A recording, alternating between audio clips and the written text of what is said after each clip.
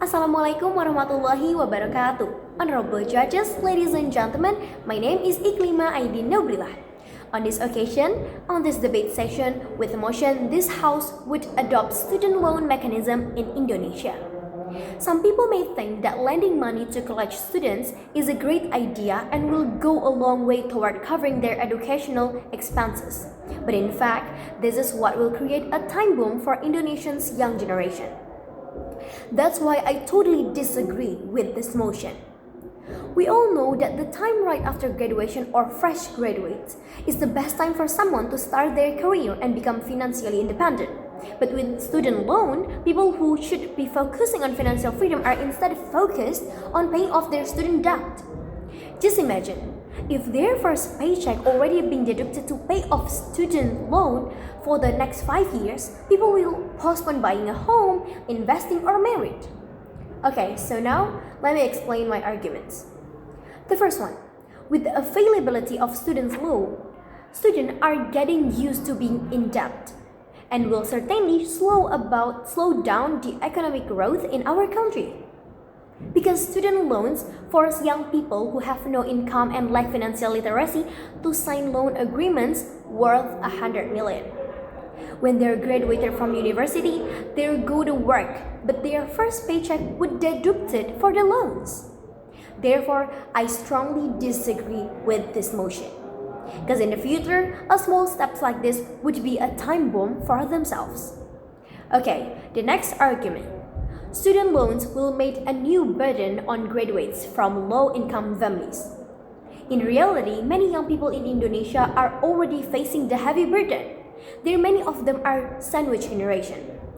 They not only have to support themselves, but also they have to support the younger sister, younger brother, or older brother, as well as their parents.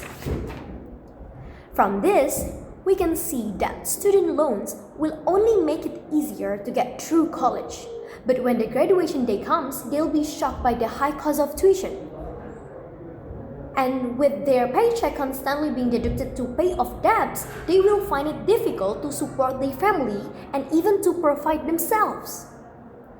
Okay, the third argument.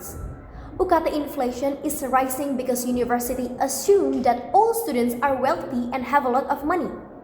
Even without student loan, many people have already protested about the UKT.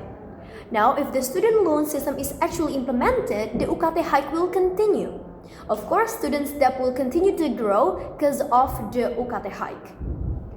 Here, I'm not only giving the problem, but I also gotta offer a solution to make Indonesians' economic more stable. So the government should provide tax to private companies, BUMN, and others to encourage them to fund students' UKT. With this condition, after the graduation, the student must commit to working for those companies. As a result, they will no longer be concerned about debt and the deduction to pay off loans. Honorable judges, students' loans are not the only solution to help students cover their tuition costs. Rather, they become a time bomb and a burden for themselves when they enter to work. We all know that the time right after graduation or fresh graduate is the best time for someone to start their career and become financially independent. But with student loan, people who should be focusing on financial freedom are instead focused on paying off their student debt. And I, the opposition, remain firmly disagree with this motion.